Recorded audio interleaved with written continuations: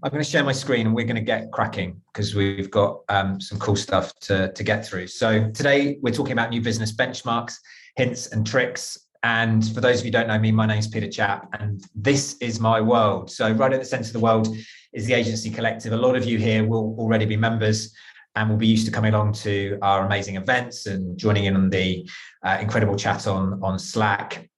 But this is one of the rare events that we hold where we invite non-members to come along and sample what we do at the Agency Collective. In short, this is the world's best peer support for agency owners, and I'm really pleased that you can be here today and join in a sample session. So other bits that make up my world that I guess have led me to this point here today and sharing these insights with you. I set up an accountancy firm 17 years ago called WOW that has grown to become agency specialists. Typically, we work with agencies 8 to 80 and help them build profitable and sustainable businesses. 8 to 80 staff, I should say, not 8 to 80 million, 8 to 80 staff. And also on this journey, you know, I've always been fascinated in all the work I do, all the stories I hear about agencies around what is it that makes the most profitable and the fastest growing those things. You know, what's the difference between those that make it big and those that really find it a challenge? And that led me to start benchmarking agencies in 2012. Something I've absolutely adored doing is I'm doing it right now, benchmarking agencies regionally in the UK. I mean, literally right now I'm doing it. I was doing it 20 minutes ago, and then after this I'll be continuing to doing it, and we're publishing reports in November. And you know, this fascination around performance and what it takes to be the best has led me to publishing these really interesting benchmarks, which I know have inspired many of you to see what is possible and go on a journey around the performance in your own agency. And we'll be touching on some of those benchmarks today.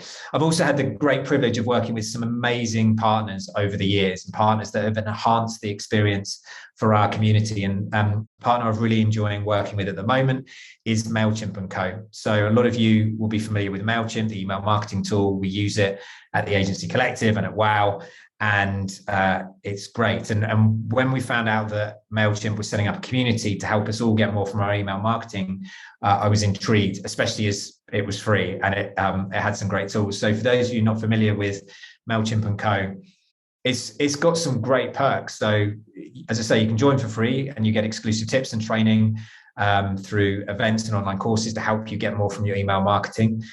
There's really interesting tools for managing multiple clients. So I've seen more and more agencies using email marketing as a way to, I guess, extend the client relationship rather than just delivering a campaign. They're saying, well, how can we have a conversation with this client on a regular basis about their content strategy? And email forms such a big part of that they're using email as a way of building retainers with clients, which is really interesting. There's some great tools there. And obviously, Mailchimp get contacted all the time by brands saying, I'm looking for an agency to help with my email marketing. And if you want to get added to that list, there is a guided path to partnership, which will get you more leads and premium support. So if you're interested, go to mailchimp.com/andco. It's free. If you use Mailchimp, you really ought to be a part of that community. Something else that Mailchimp helped us do this year was go global in our benchmarking. Previously, ever since 2012, we've just been UK, but this year we took it global. And some of the stats you'll be seeing today are based on this report that we produced. So they're global stats for agencies under $1 million revenue. And again, if you want a copy of this, it's free, wowco.uk/global. These links are in the chat or are appearing in the chat now, thanks to Ewan. So that's the background. Today, it's all about new business benchmarks. And specifically, what I would like to do is take you through an opportunity that we're all not making the most of. I promise you, every single one of us is not making the most of this opportunity. And what I thought would be fun would be to share some thoughts around this and then get into a discussion. That's when we're going to turn the cameras on. If you haven't got your cameras on at that point, you'll just be moved on from the call. And really just to share some brilliant ideas, or to get you sharing some thinking and sharing some brilliant ideas using the power of the collective to help us more get the most of this opportunity that we're all not making the most of. So I realize I'm teasing you a little bit, but that's okay. You know, it's deliberate. I will tell you what we're up to in a second, but I promise you, you will leave here today with ideas that you can implement right away that won't cost you a lot, that will generate you more new clients. I absolutely guarantee that.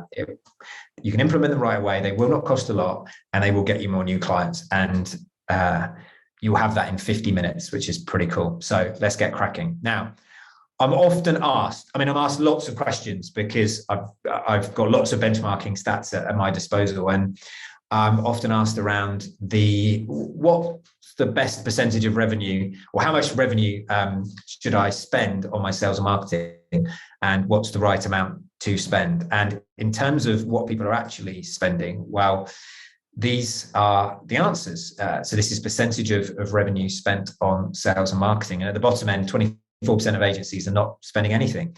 Now, don't forget, the caveat to this is these are the smaller agencies under $1 million revenue. I guess these are relying on word of mouth, quite simply, to grow. Now, at the top end, there's 17% of agencies spending more than 10% of their revenue on sales and marketing. If you are looking for an average, I can give you one. The average agency spends 3.7% of their revenue on sales and marketing. And what was really interesting was when we looked at the performance of all agencies, both in terms of profitability and in terms of growth rates, there was no correlation between spend on sales and marketing and success. So it is not how much you spend, it is what you spend it on that makes the difference, without a shadow of a doubt. So let's look at what people are actually spending their money on when it comes to sales and marketing. We asked agencies to rank their new business strategies by effectiveness, and these are the answers. So you would expect to see some of these on there. Online advertising, Instagram, Facebook, SEO, content, and email marketing all got some votes in this poll. And of course, for our marketing, we need often all of these channels, or certainly a great number of these channels, to make it a success. But they're still single-digit percentages. Things start to get a little more interesting as we move up the scale. Referrals featured really highly. So referrals from other agencies and freelancers, and referrals from partners. So those of you who are members of the AC will know that joining this community is a wonderful way to build partnerships and to make friends. The lead share channel is, my mind boggles at the opportunities that are just willfully shared in there. Every single week, there are agencies saying, look, I've got this opportunity, this 10 grand opportunity, 20 grand, 50 grand opportunity, or this 5 grand a month retainer that I can't do because it's not my area of expertise. Is there someone in the community that can help with this very specific thing? And of course, that's the very visual, that's the thing we see in online in Slack. But underneath the surface, there are relationships being forged, which over time have yielded really, really interesting opportunities. The design agency and the tech agency, classic example. But that's how, I've honestly, there's countless examples. Agencies are starting to pitch together as well, or forming informal conglomerates and saying, well, look, you do social really, really well. We're really good on the technical side of things. We can team up with a design person as well, creative agency. Those 3 agencies are going to be a really powerful combo, and we can pitch our specialisms and our combined approach to go and win work. And agencies are doing that. There's also referrals from other partners as well. So people who aren't agencies, maybe tech companies or hosting companies, or even consultancies. See more and more agencies partnering with consultancies to help them enhance their work by delivering some of the creativity that we all deliver every single day. So we're now into double figures in terms of effectiveness. Next up is networking. And so this survey was conducted in January and February this year, so straight after the pandemic, and networking still features highly, which I think is really, really interesting. We're still finding ways to network online, build relationships. And, as we start to get back to a bit more face-to-face stuff, we see the power of networking, not just for winning new business, but it's just good for the soul, isn't it? Get out and meet some people and see some smiling faces, feel alive again, and feel that human contact. So starting to get interesting now. The other answers, or the top answer, is this: referrals from existing clients is the best way to win your business. Now, that's probably not surprising, but what is surprising is just how far ahead it is of everything else. It is absolutely head and shoulders above everything else. 42% of agencies said it was their most effective way of winning new business. Now, given that it is so far ahead of everything else, I find it interesting how few agencies have written strategies for generating referrals from their existing clients. Strategies that they follow through with their team, that they measure regularly, that they tweak in the same way that you have strategies for all the other bits of your new business. I bet you've got a plan for your email, your content, your social, your events calendar. I bet you have a plan for some or all of those things. And yet, I wonder how many of us actually have a written plan for how we're going to generate referrals from our existing clients. I think, by the way, if you do, there's always the next level, right? In everything, there's always the next level. And what I thought would be fun to do is explore this in more detail. Before I do, I've got some tips for you. So 3 steps to increasing referrals, something that we shared in the report. Just at a higher level, I think it's really important that we build the right mindset. Look, referrals from our existing clients will just happen by accident, right? And they do happen all the time to us. And that's lovely. I guess what I'm talking about here is going to the next level and saying, well, how can we make them happen more often by being more conscious about them? And building the right mindset isn't just for us, it's our whole team, helping our whole team understand that they have a part to play in this. Every single person in every single client interaction represents an opportunity to generate referrals. And building that as a mindset in the team, helping the team understand their role in it, helping the team understand the importance of referrals in the growth of the business, I think is absolutely critical. So engaging a whole team, building the mindset is the first stage. And then making it easy and fun for them. And there's 2 bits there. So making it easy, I guess what I'm talking about there is potentially scripts, language that you can use, common language that you can use to make it easy for your team to talk about referrals with clients. And fun, playing fun games with this. Our challenge for this month is, can we get to 5 referrals by the end of the month? And if we do, then we're going to go on this team adventure or team treat. And I like the idea of it being a team thing because it cuts out the individuality. It won't stop people wanting to be heroes, of course. But I think having that team approach and collective approach, I think is really neat. And finally, just increase visibility of this. You will, I bet how many new clients you've picked up this month or last month. But, are you publishing figures around referral rates within the business? Are you talking about it in the same way that you talk about your new clients as a whole? Because, as I say, this is such an effective way of winning new business. It seems a shame not to do something consciously about it. So what can we do consciously? Well, I thought it'd be really fun to harness the power of the collective, to split into a few groups. Probably you, and I'm thinking, what do you reckon? 3 groups should do it. And what we will do is we've got 25 minutes. We're going to turn cameras on. So by the way, anyone who doesn't have their camera on in a second, then you won't be able to take part in this because obviously it's an interactive discussion. And what I'd love you to debate in your groups is, what have you done in the past that has helped you get more referrals from existing clients? What have you done in the past that helped you get more referrals from existing clients? Just like anything and everything that you have done that has worked on this, even if you did it once and sporadically and forgot about it, or feeling guilty that you're not doing it anymore, anything that you've done in the past. And also, what more could you do? What ideas have you had that you've not executed? What's been on your to-do list for a while? It'd just be great to have a debate around it. Have a debate around, well, I've thought about this, but it feels a bit cheesy. I think that's a great conversation to have in your groups. What is everyone else doing here? I think would be really, really interesting. And if we could nominate a spokesperson from each group, then what we can do is, when we all get back, we will be able to, using the power of the collective, share all of the best ideas, and we'll be able to borrow ideas from the other groups. So what I'm looking for here is volume of ideas, right? All the great stuff that you have done and could do that will increase your chances of success here. And then I guess what I'm looking for, we're going to see some common threads, and we can have a discussion when we come back together in the main group, is I'm intrigued which ones land with you, because there'll be some that you will feel aren't right for you, your business right now, or the way that you work. And there's some you think, do you know what, I could do that.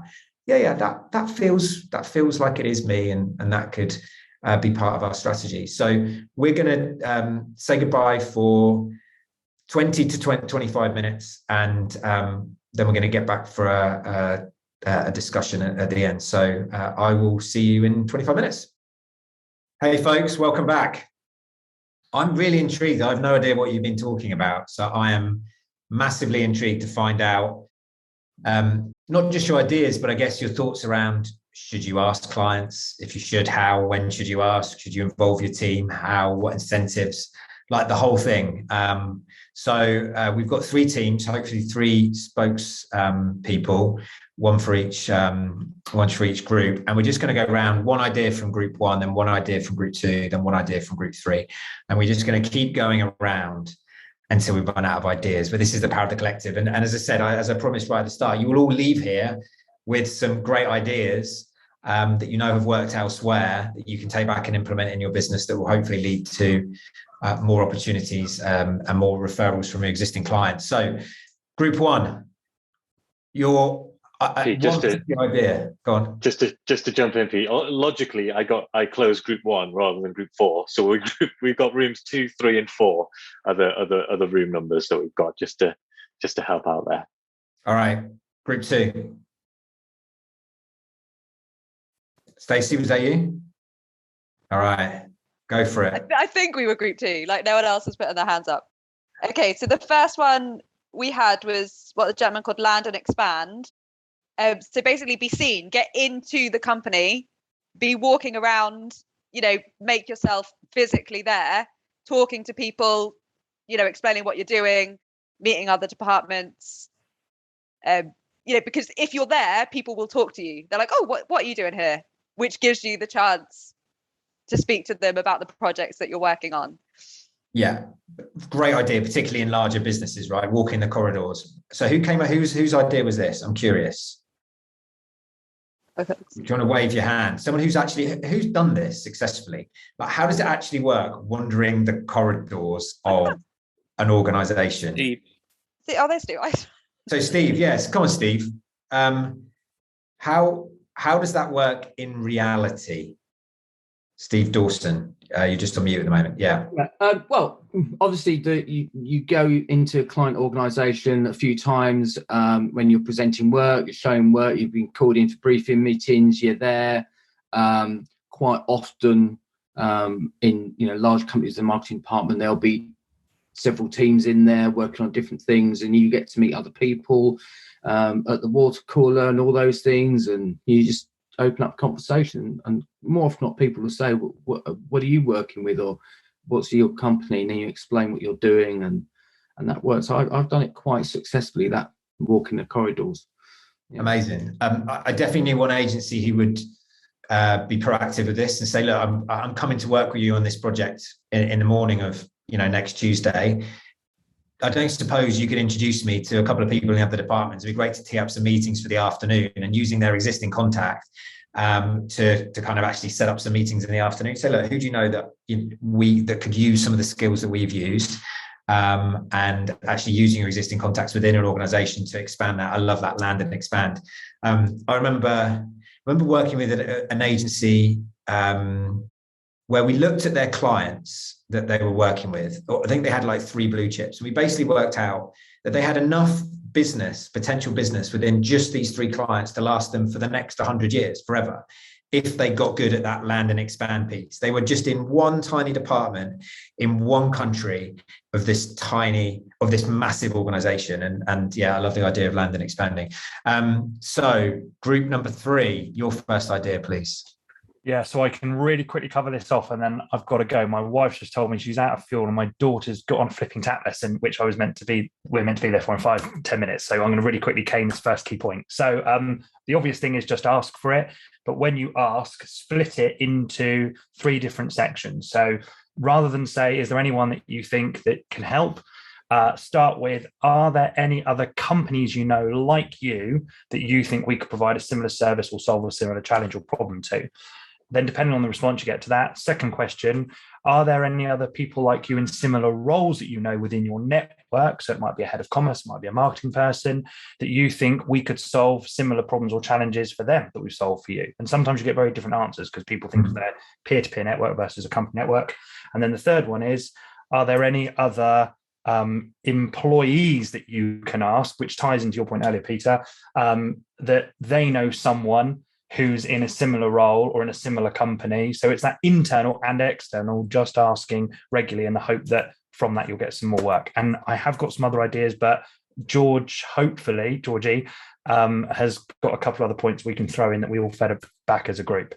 Cool. Good luck, Brad. Thank you for that tip. I will jump back in next time. Love you all. Keep well. See you later. But Brad did something very interesting then, is he said, he gave some examples when he was saying that. So it could be someone who worked in this role, someone who worked in that role, someone who worked in that role. If someone said to me, do you know any good agencies? I'd be like, yeah, I know like hundreds. But what your brain comes back with is just an overload. But if someone says to me, look, do you know any SEO agencies or SEO agencies in the South? Design agencies, small design agencies with under 10 staff. Straight away, I'm filtering down in my head. I'm going through the filing cabinet in my head, and I'm narrowing it down. And as I was doing that, if I said to you, do you know any agencies? Yeah, loads.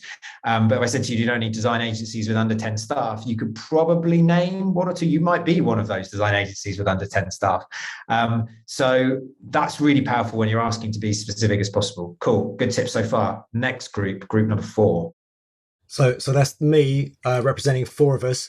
I'm not going to do as good a job as Brad. That was really impressive in like 90 seconds, and then he caned it and went. So he set the bar very high. So I'm going to focus on something that a couple of us spoke about in our group, which is the power of something really basic, which is good account management and good project management. So first of all, there's the basics of just doing it well, but then it's intentionally treating those roles as you're in to get more work. And we spoke a little bit about the access that you get to people. So with completely cold business, you might just have seconds or a few minutes. With someone you see occasionally or you're pitching to, you might get hours. With your existing client base, you will literally sometimes spend days with them. And there are so many opportunities then to sort of upsell, cross-sell, do all the good things, but just be yourself. But as I say, intentionally, that's in how your team acts, but also just have documentation. So did you know we also do these related things, and have a one pager, which then makes it easy for that person to share with the rest of their company. And big companies, especially, we've talked a little bit about that, all the different needs. Amazing. The key word is intentionally, right? It's that intent from all of us. There was an agency that we worked with a few years ago, hovered around 500,000, 750,000 revenue for ages.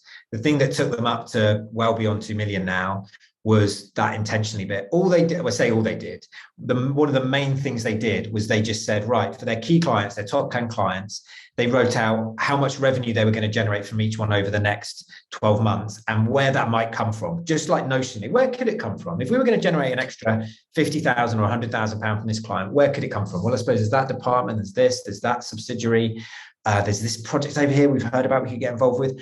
And it was just that thought process, that intent. It didn't exactly work out like that. It never does. But it got them thinking not just about the work they were doing now, the current project, but 3 months, 6 months, 12 months, and eventually even 18 months down the line. What seeds can we sow to let them know that we can help in these areas? I think it's gold dust. So great tip. Thank you, Tony. Stacey, are we back to you? We are indeed. Kind of following on from that is about when to talk about it. And Corey said that, like, when they're in like a meeting at 3 months or when you're talking to the client and the client has told you that they're really happy, you've done an excellent job, we're really pleased. That is the point that you say, oh, okay, really pleased that you feel that way. Is there anyone else that I should be speaking to? Because they're already happy, they're already pleased with the work. So you've got them in conversation. It's a good time to ask. Yeah, timing's crucial for this. Great tip. Thank you, Stacey. Georgie, the baton has been handed to you. You're right up for this? Yeah. So one of the things we were talking about is actually building when you're asking for a referral, building that into your a more formal process. So having it something that's recurring on a regular basis and is less ad hoc. So it's very much something that's built into part of the team process, whether it's at the 3-month mark when they're super happy or at the end, but have it sort of built into more of a formal process that you're running through with clients so that it doesn't get forgotten. Cool. Any tips on encouraging our teams to do this, or helping them? Probably a better question is helping them feel more confident or less wanting to squirm when they do this, because it can be a bit of a challenge for people, a bit of a blocker. So any tips on how to help our teams feel more comfortable asking these questions? Practice.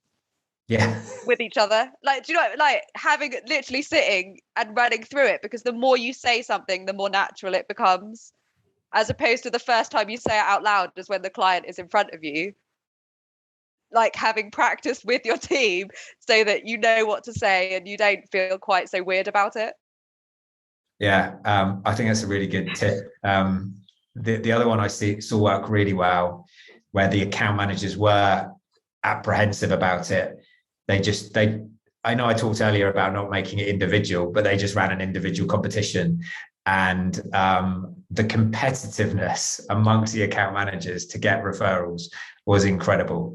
What was really interesting in that business is that initially was very much like a tissue on a fire. It roared up. They got loads of referrals for that month, for the competition month. And then it died down and everyone went, phew, we don't need to do that again. And actually they then had to revisit it to talk about some of the things we talked about as making it part of the habit, building systems in place. And it's that habit and making it part of the culture. And they had it as a key performance indicators of the account managers. You know, how many referrals have you generated this quarter?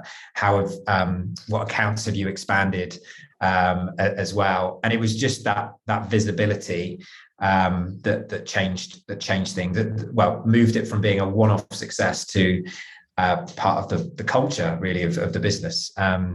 Cool. Tony, over to you.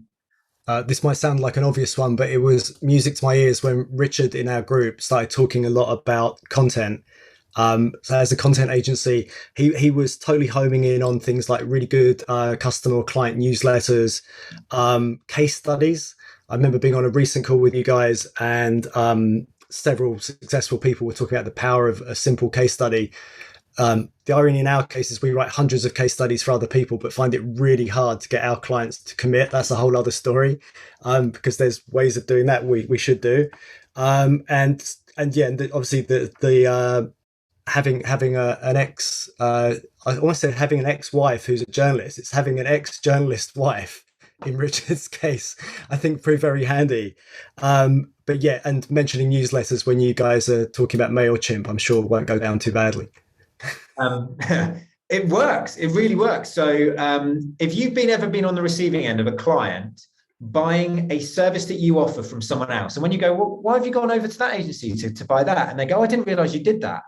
And if you've been in business long enough, you will have been there, and it's incredibly annoying. And initially you want to blame the client, but it's not the client's fault. It's our fault. It's always our fault. It's our responsibility to let them know, not just once, but repeatedly. And I think the stories, the case studies, the newsletters really help with that. I remember when I received a newsletter from our design agency, Folk, with a case study of how they just kicked it out of someone's office. I was like, I didn't know you did offices. We'd quite like to do our office, so you can help with that. They were like, yeah, sure, we can take your branding. And I'm like, great. So they won a piece of work from that. We didn't go off to an external agency, which we may have done. We may have assumed, they just do the design. They don't do the visuals for the office. So there we go. It worked for them and it worked for others. Yeah, Tristan, you got something to add? Peter, same on that. We can find doing development work, we can find that they've understood us and they've set up a budget for a very specific project. If we don't keep reminding them what other things we could do or how to expand their horizon, because if they've signed off a budget, it's not their day job to be doing this work. They've done a project and the project is out the way. If we can give them other things to be thinking about, So at those quarterly reviews, just expand. And these are other things we've been doing for other clients this month. Just keep it really light and only expand on it if they're interested to get into it, but keep their mind open to new possibilities or look for business opportunities that you're seeing that they're doing badly or could do better, and just keep inspiring them. Love it. It's that inspiration, isn't it? And you can even push that further and pitch to them. I know agencies that will regularly say, look, I've got some ideas, I'd love to pitch you some ideas. And we'll just go, look, here's half a dozen. Which ones do you want to explore in more detail? And even if the answer is none of them, you've sown the seed and you will have built a close relationship as a result. And at some point, I promise you, if you cloned your business and one of you does none of this stuff, and one of you one version of the business that does this stuff regularly, you're going to be in very different places when you get into 12 months time. It might not bear fruit immediately, but in the long run, it always does. So building those habits are really important. Any final quick fire tips that we've missed? I'm conscious of time, but I sense there's been some good tips. So maybe one last tip from each group. Let's go back to Stacey. What have I got written down here? I think it's one of the easy questions to ask is, who should I be talking to? Like, just when you're talking, whoever you're talking to within the project, within the business, who should I be talking to? Because it might be that they say their neighbor. It doesn't have to be someone that they know within the business itself. Go That is a great question, isn't it? And you're right.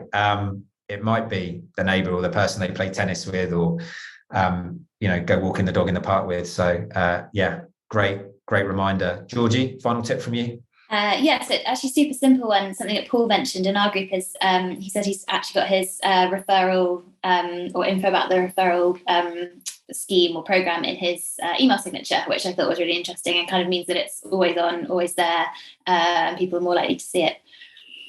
Good stuff. Great tip, Paul. Thanks for sharing. And Tony, final one from you? Yeah, just really, really simple. It came back to talking about the power of relationships, and just even if it's just one person, but preferably more than one, who you've got a super good relationship with, who will always be your advocate, and just really, really know the value of those people.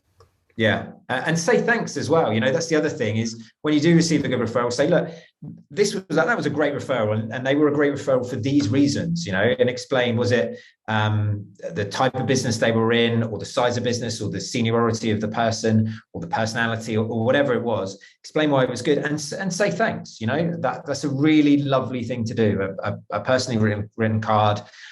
Maybe a gift. You've got to be careful with the bribery act these days, but a nice handwritten card goes a long way to say thanks. Anyone got any burning tips? I think we cannot end this today without sharing this. It's a lot of pressure, actually. Anyone got anything else they want to share? Let's just lower the expectations, put the pressure on everyone. Can I just say, offering your advice for free, like with the Agency Collective, when someone asks a question and you provide answers and you help and you pass them on to other people without any expectation of, there's no price on that.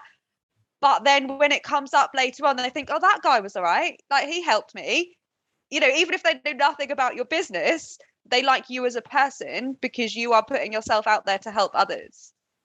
Yeah, and I think that's a great tip to end on. It always comes back, doesn't it? When you give without expectation, it always comes back.